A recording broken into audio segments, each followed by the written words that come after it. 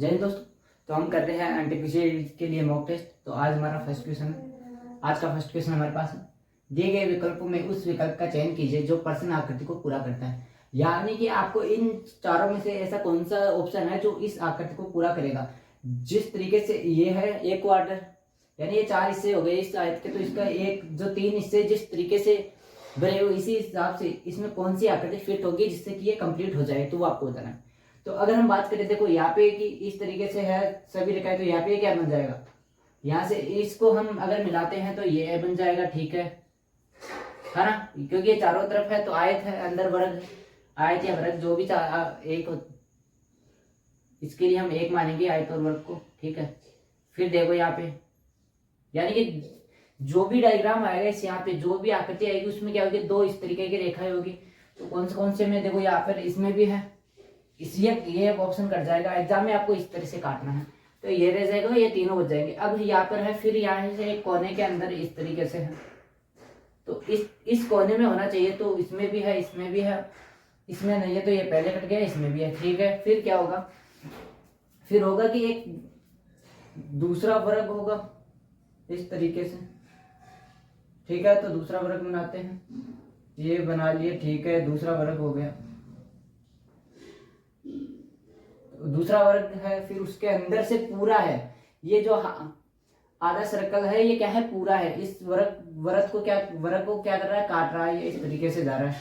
तो इस तरीके से कौन सा इसमें नहीं है, देखो यहाँ पे ये आधा ही है तो ये कैंसिल हो जाएगा ऑप्शन, और इसका है और इसमें है। अब फिर उसके बाद जो है इसमें जो ये वृत्त है, ये जो वृत्त है ये इन दोनों को स्पर्श कर रहा है, आधे सर्किल को और वर्ग दोनों को क्या कर रहा है, स्पर्श कर रहा है। तो ये कर रहा है, ये नहीं कर रहा, तो ये कट जाएगा। ऑप्शन देखो डी कर रहा है, तो ऑप्शन डी क्या हो जाएगा, राइट हो जाएगा। नेक्स्ट क्वेश्चन तक समझ में आया किस तरीके से करना था, यानी कि जो आकृति इसमें इस तरीके आधे के आधे में जो इस तरीके से बनाई हुई है वही क्या इस तरफ बनाना है। तो नेक्स्ट क्वेश्चन चलते हैं।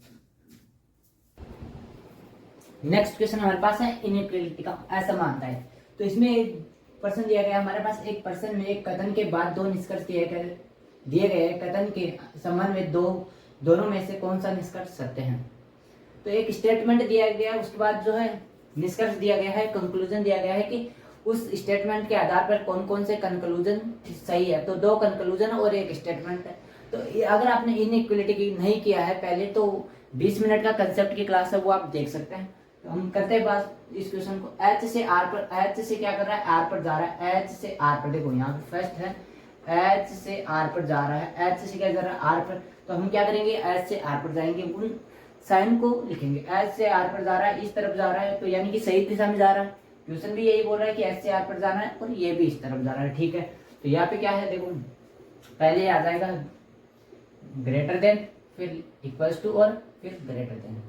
तो इसमें भी यही चिन्ह है और इसमें भी यही चिन्ह है, ये सही है, सेकंड हो जाएगा। ये एच से सी तक जा रहा है, एच से सी तक, देखो उल्टी इस क्वेश्चन में इस तरफ जा रहा है ये एच से सी, लेकिन यहाँ पे क्या जा रहा है, इस तरफ जा रहा है, देखो एच से सी। तो यहाँ पे क्या हो जाएगा, चिन्ह चेंज हो जाएगी। चिन्ह के जो है, चिन्ह जो लेस देन है वो क्या ग्रेटर देन हो जाएगा, ग्रेटर देन वो लेस देन हो जाएगा। तो यहाँ पे एच से सी जा रहा है, ये देखो। तो अब एच से सी जाएंगे, ये क्या है, ग्रेटर देन इक्वल टू है, तो ये क्या हो जाएगा, लेस देन, इस तरीके से हो जाएगा। और ये क्या है, अब देखो ये इधर ग्रेटर देन है तो ये उधर क्या हो जाएगा, लेस देन हो जाएगा, और फिर इक्वल टू हो जाएगा। तो अब इसमें चिन्ह मिलाओ, देखो ये ग्रेटर देन का है तो ये क्या है, ग्रेटर देन इसमें मौजूद है, तो ये भी क्या जाएगा, राइट हो जाएगा। ऑप्शन ए और 2 क्या है, दोनों सही है। निष्कर्ष कंक्लूजन 1 और 2 क्या है, दोनों सही है। तो ऑप्शन कौन सा हो जाएगा, एक निष्कर्ष 1 और 2 दोनों सत्य है, तो ऑप्शन क्या हो जाएगा, ए सत्य हो जाएगा। ये आप डिटेल में अगर पढ़ना चाहते हैं इनइक्वालिटी असमानता है, तो 20 मिनट की क्लास है, वो आप देख सकते हैं, प्लेलिस्ट में जाकर जो है आप देख सकते हैं, वरना मेरे हिसाब से आप पढ़ रहे हैं तो ये आपको समझ में आ गया। नेक्स्ट चलते हैं।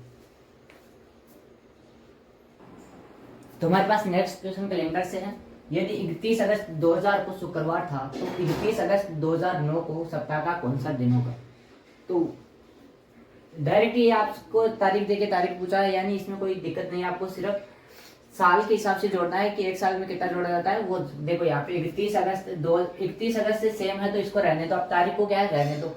सन लेना आपको 2000 पूछा गया है 2009 तक। तो अब आप सभी को बताया, जब नॉन लीप लीप ईयर होती है तो एक साल में एक दिन क्या है बढ़ता है। यानी मान लो 2000 को जो है यहाँ पे 1 जनवरी 2000 को क्या है, मान लेता हूँ मंगलवार है, तो 1 जनवरी 2001 को क्या होगा, एक दिन आगे जाएगा। तो यहाँ पे क्या हो जाएगा, एक दिन कब जाएगा, जब लीप ईयर है। एक दिन कब जाएगा, जब लीप ईयर है। तो यहाँ पे क्या आ जाएगा, बुधवार आ जाएगा। लेकिन यहाँ पे ये बुधवार यहाँ पर गलत रहेगा, क्यों, क्योंकि 2000 क्या है, इसमें क्या है 28, हमेशा लीप ईयर में क्या होता है 28 फरवरी होती है, लेकिन लीप ईयर में कहता है 29 फरवरी होती है। तो यहाँ पर भी एक 29 फरवरी आ रही है, तो एक वो वाला एक्स्ट्रा जुड़ जाएगा। तो एक तो ये वाला नॉन लीप ईयर के हिसाब से आगे जाएगा कि हम अगर इसको लीप ईयर मान के चले, और एक जाएगा यहाँ से नॉन लीप ईयर के हिसाब से। तो यहाँ पे क्या जाएगा, 2 आगे जाएगा। देखो एक बार आप फिर से समझो, अगर 2001 है, 2001 है 1 जनवरी, यहाँ पर क्या है सोमवार है, तो मैं पूछूं 1 जनवरी 2002 को क्या होगा, तो ये एक दिन आगे जाएगा। तो यहाँ एक दिन आगे जाएगा मतलब सोमवार से क्या जाएगा, मंगलवार हो जाएगा। और जब यहाँ पर अगर ये मैं कर दूं, अब यहाँ पे मैं कर दूं 2004 और यहाँ पे कर दूं 5, तो अब क्या हो गया, देखो यहाँ पे 1 जनवरी की, यहाँ इसमें क्या है 29 फरवरी भी आएगा। तो एक तो कब बढ़ रहा था, जब लीप ईयर हो, एक दिन बढ़ रहा था नेक्स्ट ईयर में। और जब अब लीप ईयर है तो यहाँ पे एक दिन ये भी बढ़ेगा, तो कितने बढ़ेंगे, 2 दिन बढ़ेंगे। समझ में आया। तो अब आपको यहाँ से यहाँ तक चलना है। अब 2000 से 2009 तक जाना है। तो यहाँ पे देखो 2001 2 3 4 5 6 7 8 और कितने दिन, 9 दिन बढ़ गए। डायरेक्ट कितने बढ़ गए, 9 दिन।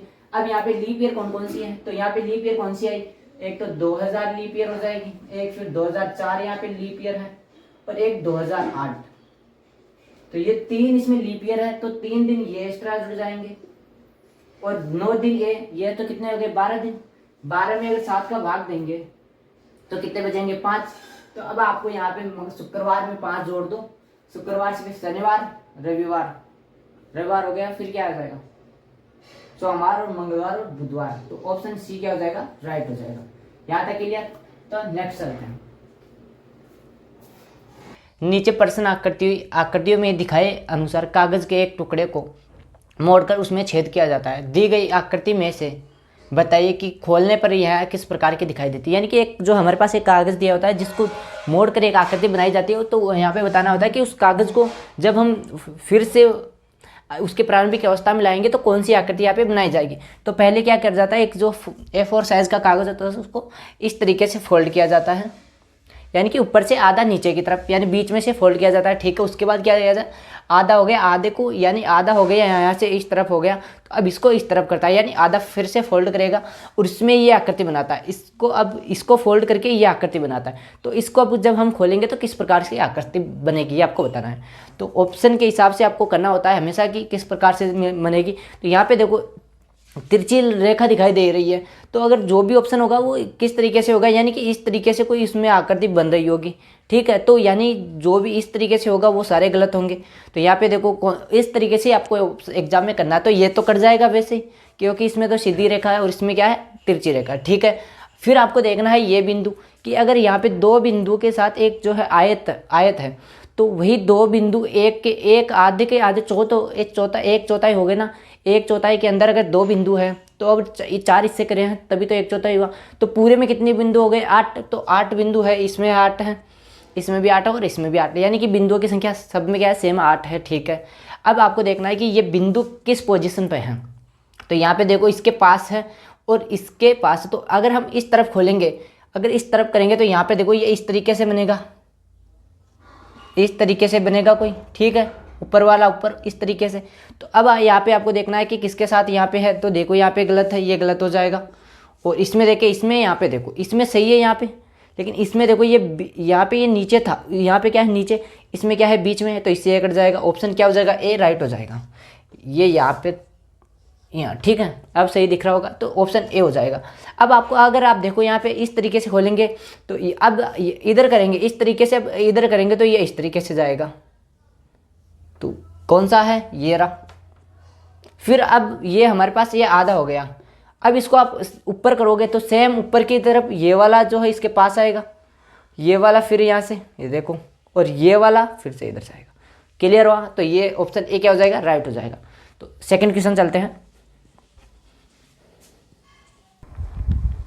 सेकंड क्वेश्चन हमारे पास है, एक कूट भाषा के अंदर यू कैन गो को NARE और TE के रूप में लिखा जाता है। यू कम इनसाइड को SETE और PE लिखा जाता है। तो लिखा जाता है तथा ही कैन गो इनसाइड को REPENA और KA के रूप में लिखा गया है। इसी भाषा में ही शब्द का कूट क्या है, यानी कि बताना यह है कि इसको ये लिखा जाता है, इसको ये लिखा जाता है और इसको ये लिख। तो इसमें जो है क्वेश्चन में ही शब्द के लिए कौन सा कूट यानी कौन सा शब्द यहाँ पे इनमें से कौन सा शब्द ही के लिए यूज किया गया है। ऐसे क्वेश्चंस को करने के लिए आपको क्या करना है, जो हमारे पास इक्वेशन दी गई यानी आप इसको मान लो जो भी सेंटेंस दिया गया है यानी यू कैन गो, ऐसा आपको लिखना है। यू अलग लिख लेना, एक रफ आपको पता है रफ पेज दिया जाता है, वहाँ पे रफ सीट पे लिखना है यू कैन गो, ठीक है। उसके सामने उसके जो भी कोड दिए गए हैं वो लिखना है, NARE और TE दिया गया है, ठीक है। वही क्या करना है, सभी को लिखना है, सभी को क्या लिख लेना है यू कम।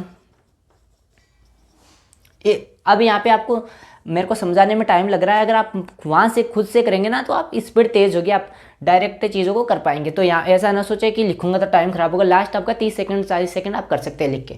और इसमें जो है ऐसे क्वेश्चंस आपको फ्री में नंबर देते हैं, ये आपको पता होगा। इसमें कुछ नहीं करना, सिर्फ अक्षरों को मिलाना होता है। इसमें SE दिया गया है तो ये लिखा था, फिर यहाँ पे है ही कैन गो इनसाइड।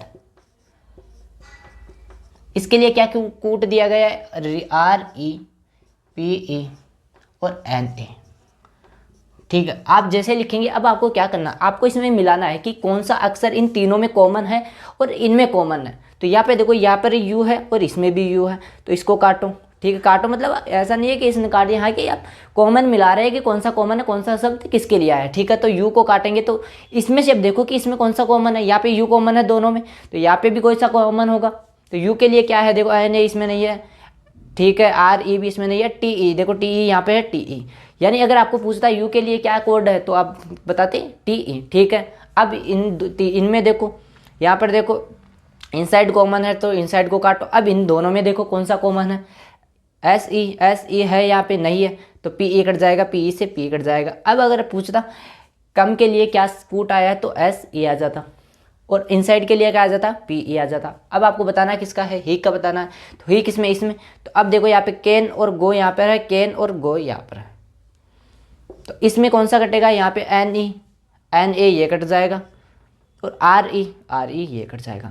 अब यहाँ पे कोई पूछे कि कैन और गो इसमें और कैन और गो इसमें, दोनों सेम है, दोनों के लिए ये कूट है कैन और गो के, NA और RE। अब अगर आपको पूछे कि गो के लिए क्या है और कैन के लिए क्या है, तो यहाँ पे आपको जो आंसर अगर पूछता तो आपका होता जो है डिसाइड नहीं कर पा रहे, क्यों, यहाँ पे भी दोनों सेम और यहाँ पे भी दोनों तो सेम है। इस पोजीशन में आपको क्या करना था, एक ऑप्शन आपको दिया गया होता है कि हम इसमें निर्धारित नहीं कर सकते, तो वो आपका इसका राइट हो जाता है। लेकिन यहाँ पे पूछा किसका है, ही का, तो ही के लिए कौन सा बच रहा है, यहाँ पे ही है और इसमें क्या है KE, तो इसमें कौन सा ऑप्शन है, KE है। देखो यहाँ पे KE ऑप्शन बी हो जाएगा राइट, PE है नहीं होगा, RE होगा नहीं होगा, NA नहीं होगा, तो क्या हो जाएगा KE इसका क्या हो जाएगा राइट हो जाएगा। कैसे करना है, हमने बताया कि जो कॉमन उसको काटते जाओ, जो बच्चे जिसका पूछा गया उसी का कोड हो जाएगा। नेक्स्ट क्वेश्चन चलते हैं।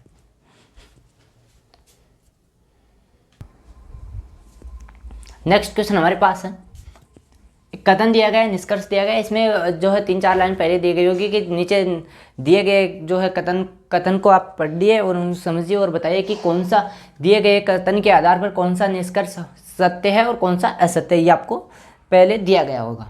तो मैंने आपको बता दिया कि क्या करना आपको, ये आपको कथन दिए गए, इन दोनों को आपको पढ़ना है, समझना और उसके बाद बताना है कि इनमें से कौन कौन से कथन, इन दोनों कथन के हिसाब से कौन कौन से निष्कर्ष सत्य हैं।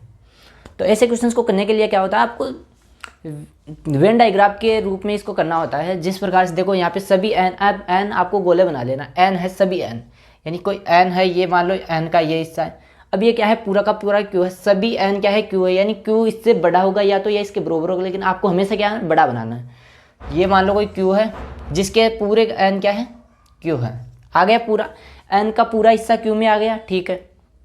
और फिर है कुछ एच क्या है क्यू है, कुछ एच क्यू है कुछ एच जो है क्यू है, लेकिन एन का इसमें कोई जिक्र नहीं है, तो एच का कुछ हिस्सा क्यू है। इस तरीके से आपको बनाना है। एन में आपको नहीं, ऐसा नहीं है कि इस तरीके से ले ले कि हाँ कुछ हिस्सा आ रहा है, नहीं, आपको जितना बोला है उतना बनाना है।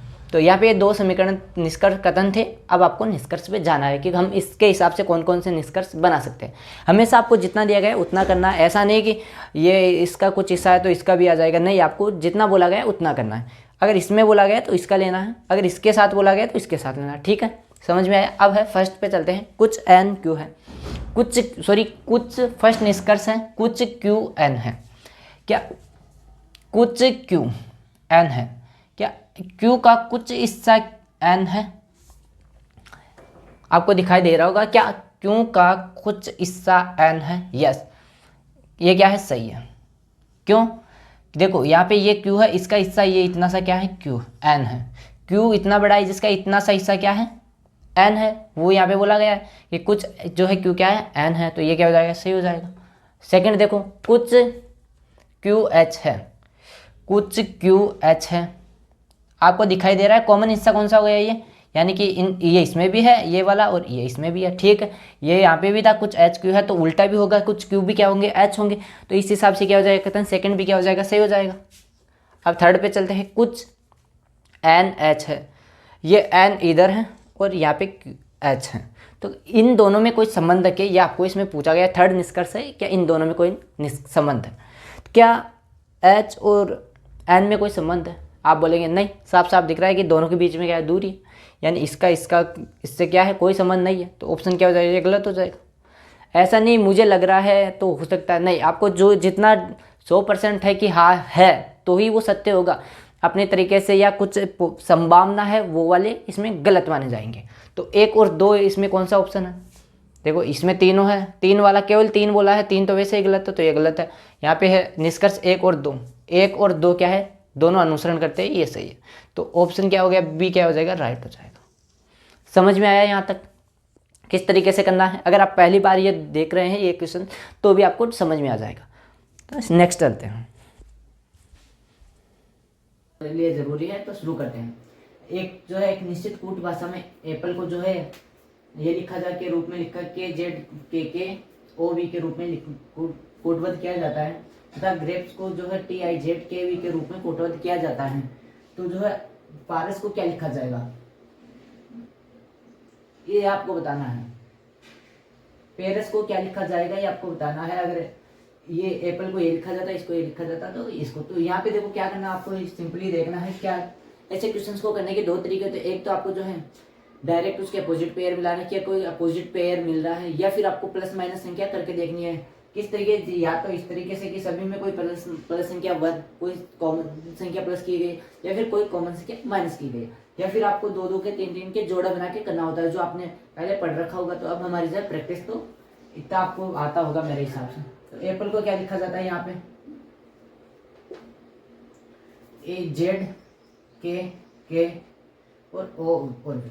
तो आपको इसमें संबंध देखना है। उसके बाद जो इसमें है वही यहाँ पे एक दो अक्षरों में यहाँ पे देखिए, आपको डायरेक्ट इस पे करना है। तो यहाँ पे देखो, यहाँ पे आपको दिख रहा होगा, यहाँ से देखो ये इसका अपोजिट पे है कि ए टू जेड होता है, फिर क्या होता है किंग 11 होता है, पंजाब वाली टीम होना किंग 11 और लव हो गया, और फिर ईवी एवरेस्ट पर चढ़ाई करते हैं। तो एक ये भी है कि अपोजिट पेयर का योग 27 होता है, यानी इन दोनों का योग आप करेंगे तो 27 होगा। किसी भी दो अपोजिट पेयर का योग करते हैं तो आप 27 होगा।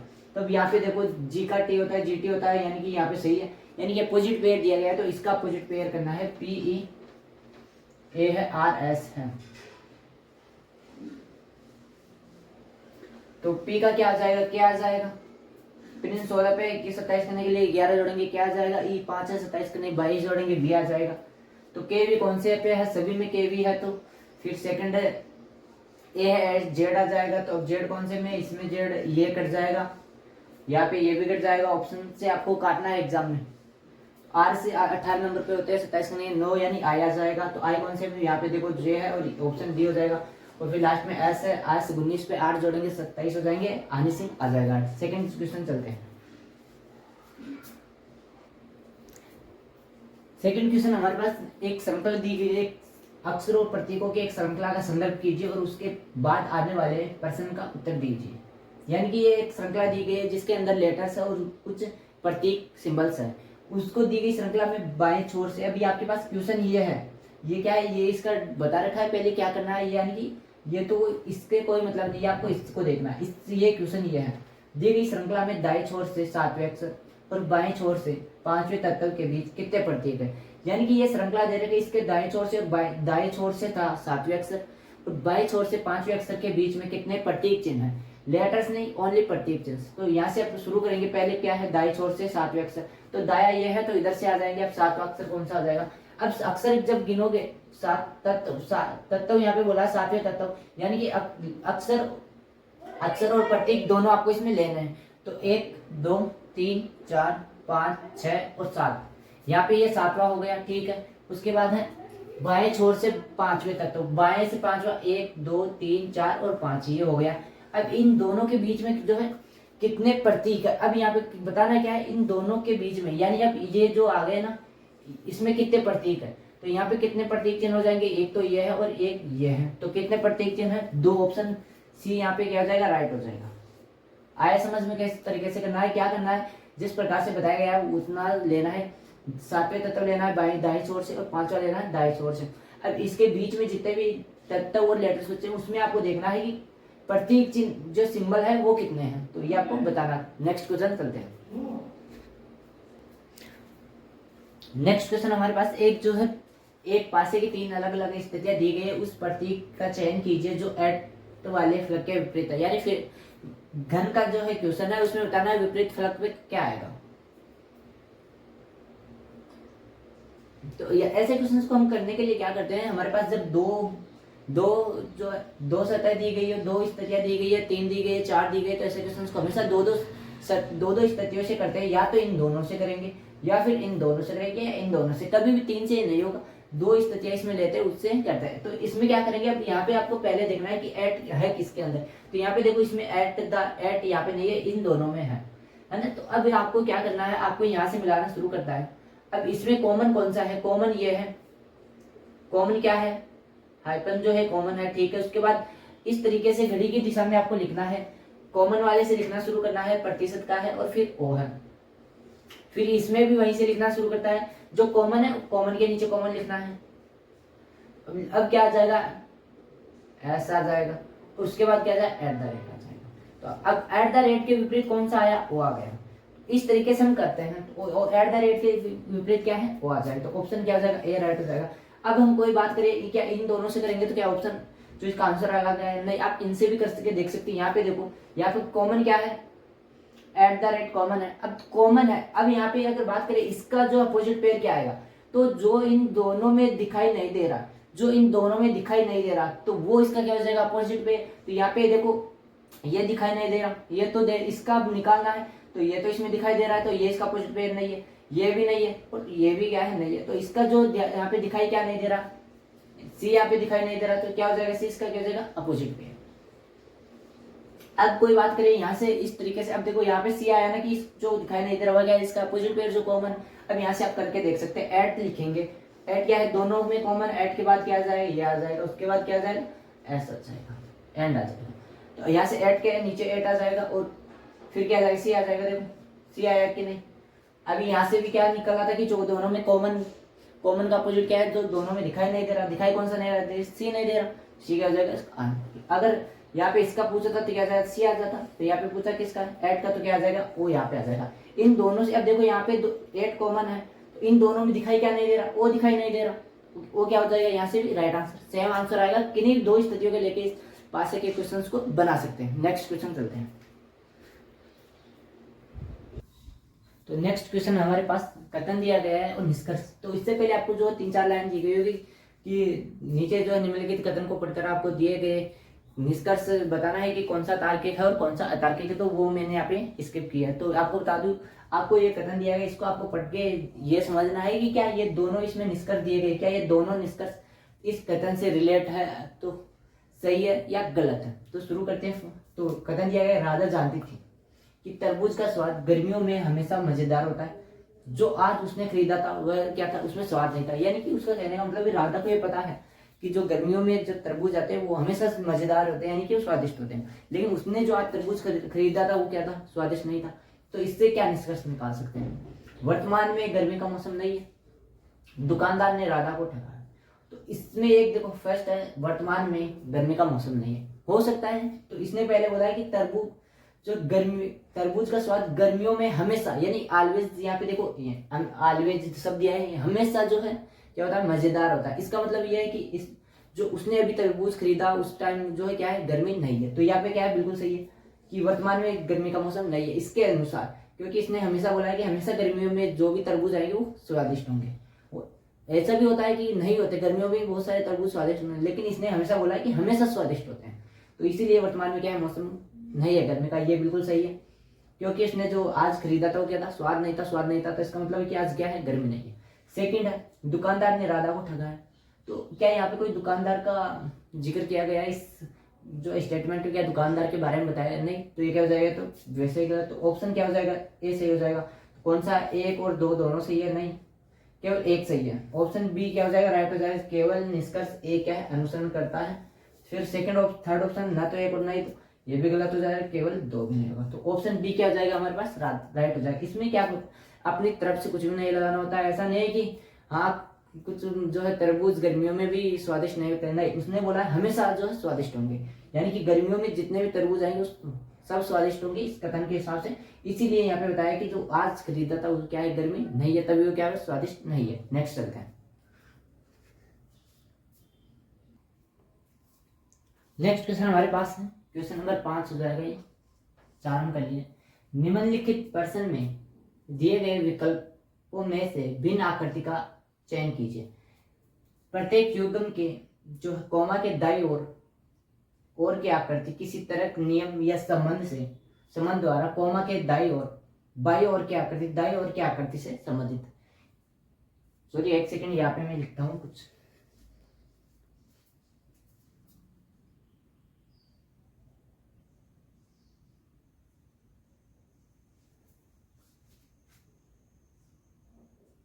ठीक है, यहाँ पर 2 बिंदु है, ठीक है।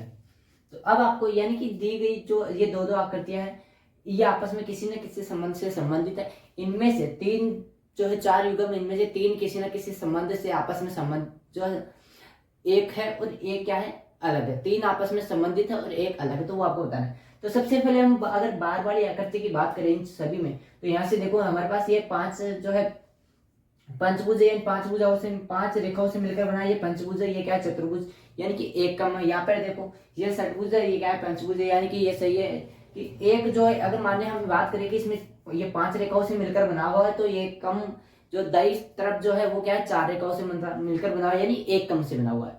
तो बाई वाला जो देखो 6 से बना हुआ है, तो एक कम 5 से बना हुआ है, ये भी सही है।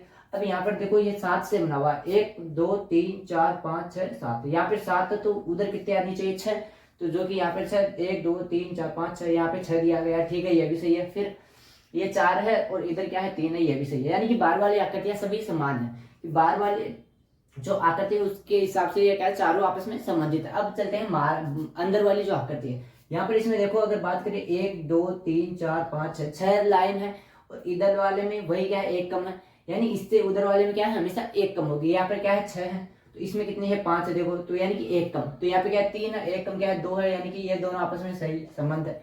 अब यहाँ पर देखो, सॉरी इसमें कुछ था,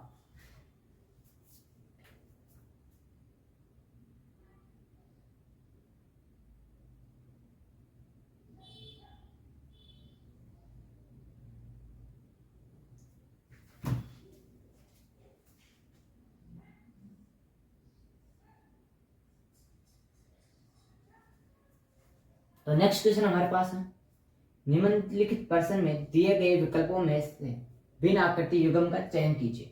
प्रत्येक युग्म में कोमा के बाईं ओर की आकृति किसी तरक नियम या संबंध द्वारा कोमा के दाईं ओर की आकृति से संबंधित है। ये बताया गया कि इन दोनों में जो संबंध है वो किसी न किसी 3 जो सेट है, 3 युग्म, उनमें एक संबंध क्या है, वो तीनों एक संबंध से जुड़े हुए हैं, लेकिन एक चारों में से एक ऐसा है जो आपस में रिलेट नहीं करेगा, यानी कि उसका उससे लॉजिक नहीं लगे। 3 किसी न किसी लॉजिक से समान और एक अलग, तो उस एक की पहचान कीजिए। तो अब अगर हम बात करें, देखो यहाँ पे बार वाली संख्याओं से, तो यहाँ पे क्या है, देखो इसमें 5 है, 5 सरल रेखाओं से मिलकर बना, यानी ये पंचभुज है। एक कम यहाँ पे क्या है, चतुर्भुज है, यानी कि जितनी भी है वो पहले दाई बाई ओर की जो आकृति है वो उससे एक कम दाईं ओर की आकृति बनी हुई है। ठीक है, यहाँ पे 6 है, यहाँ पे क्या है 5 है, ये भी सही है एक नियम से। ठीक है, यहाँ पे देखो 7 है, 1 2 3 4 5 6 7, ये 7 से बना हुआ है और ये 6 से, 2 4 और 6, यानी ये भी सही है। और यहाँ पे देखो 4, ये चतुर्भुज है, 4 भुजाएं है इसके, और ये क्या है त्रिभुज 3 भुजाएं, यानी कि ये बार वाली आकृति, इसके बार वाली आकृति से देखे तो चारों के आपस में समान। अब देखे अंदर वाली आकृति, तो इसमें कितनी सरल रेखाएं हैं, 1 2 3 4 5 6, इसमें 6 सरल रेखा है और यहाँ पे कितनी है 5 है, यानी कि एक क्या है कम है। दाईं ओर की आकृति में बाईं ओर की आकृति से एक रेखा कम है। ठीक है, यानी कि इसमें एक कम है। ठीक है, एक का डिफरेंस है। यहाँ पे देखो, यहाँ पे 3 है, इधर 2 सेम है, यानी कि ये दोनों तो सही हो जाएंगे। इन दोनों में तो आपस में क्या है एक संबंध है। अब अगर हम बात करें, देखो यहाँ पे 4 है और यहाँ पे 6 है, तो यहाँ पे 4 यहाँ पे 6, इनमें कोई संबंध नहीं आपस में, जो इन दोनों में वो तो इसमें नहीं है कि इसमें ज्यादा होना चाहिए और दाई वाले में एक कम होनी चाहिए, लेकिन यहाँ पे 4 और फिर इसमें बड़ी होती है, यानी कि ये अलग गलत है, इसमें नहीं है। अब यहाँ पे देखो, यहाँ पे 5 है और इसमें कितनी है 4, यानी कि ये तीनों तो सही है, ये तीनों तो किसी एक संबंध से संबंधित है, लेकिन ये क्या हो जाएगा अलग है। तो ऑप्शन सी क्या हो जाएगा इसका राइट आंसर। नेक्स्ट क्वेश्चन चलते हैं।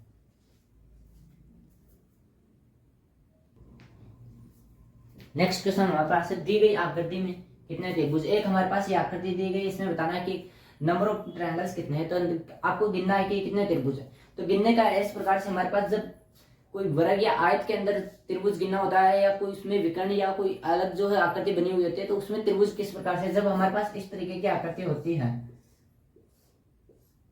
या फिर मान लो इस तरीके की हो, तो जब हम नंबर ऑफ त्रिभुज कब कैसे गिनते हैं, यानी कि 1 2 3 और 4 इस प्रकार से नंबर करके उसका डबल कर देते हैं। तो यहाँ से देखो 1 2 3 4 5 6 7 और 8, उसका डबल कर देंगे, यानी इसमें कितने त्रिभुज है 16, इसके 4 दूनी 8 हो जाएंगे, इसमें कितने त्रिभुज 8 हो जाएंगे। तो वही क्या करेंगे, इसमें करेंगे कैसे, 1 2 3 4 5 6, 6 दूनी कितने होते 12, और 12 वाली यहाँ पे इस तरीके से कैसे जोड़ते हैं, दोनों को नंबरिंग करेंगे और क्या करते हैं, दो जोड़ देते हैं, तो 1 और 2 3 हो जाएंगे, तो 3 हो गए, कितने हो गए 15, नंबर ऑफ त्रिभुज कितने आ गए 15। तो ऑप्शन कौन सा है, सी यहाँ पे हो जाएगा, राइट हो जाएगा। ये समझ में आया, ये कंसेप्ट था कि इस तरीके से कैसे जोड़ते हैं, ये आपको अगर नहीं पता तो आप देख लेंगे, नंबरिंग करेंगे और उनका डबल कर देंगे 2n, यानी जितने मान लो यहाँ पे 10 अगर खाते, इसमें 10 ब्रैकेट है तो 10 × 2 कर देंगे 20 हो जाएगा, 2n, ये फॉर्मूला है 2n। अगर 15 है तो 30 हो जाएगा, इस तरीके से होता है। नेक्स्ट क्वेश्चन चलते हैं। नेक्स्ट क्वेश्चन हमारे पास दिया गया है, एक निश्चित कूट भाषा में अगर बस को 42 के रूप में लिखा जाता है, कोट को 38 के रूप में लिखा जाता है, तो ड्रम को क्या लिखा जाएगा। तो यह आपको बताना है कि अगर बस को अगर 42 लिखा जाता है, वही क्या है कोट को कितना लिखा है 38, तो यहाँ पे बताना है ड्रम